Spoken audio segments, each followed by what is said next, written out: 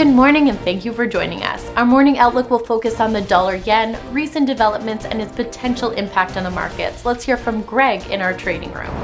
The dollar-yen pair has added 0.3% to the last session. The ultimate oscillator plunged into negative territory. Bitcoin has added 1.4% in the last session. The ultimate oscillator is heating up and is currently neutral. The price of gold has gained 0.7% in the last session. The Williams indicator has shot up into the overbought area. The price of crude oil has gained 5.8% in the last session. The highs-lows indicator has skyrocketed into the positive zone. Thank you. Moving on to the latest updates in world financial news.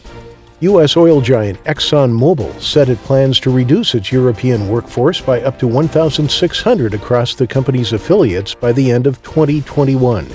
The U.S. dollar extends its slide with an improvement in market sentiment over the weekend, weighing negatively on the safe haven currency.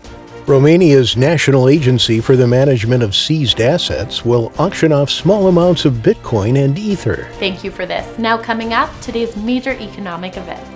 The German industrial production will be released at 400 GMT, the UK Halifax House Price Index at 530 GMT, the U.S. MBA mortgage applications at 900 GMT, the U.S. crude oil inventories at 1230 GMT, the U.S. FOMC meeting minutes at 1600 GMT, and the Japanese GDP at 2150 GMT. We hope that you've enjoyed today's market outlook. On behalf of all of us here, we wish you a productive trading day.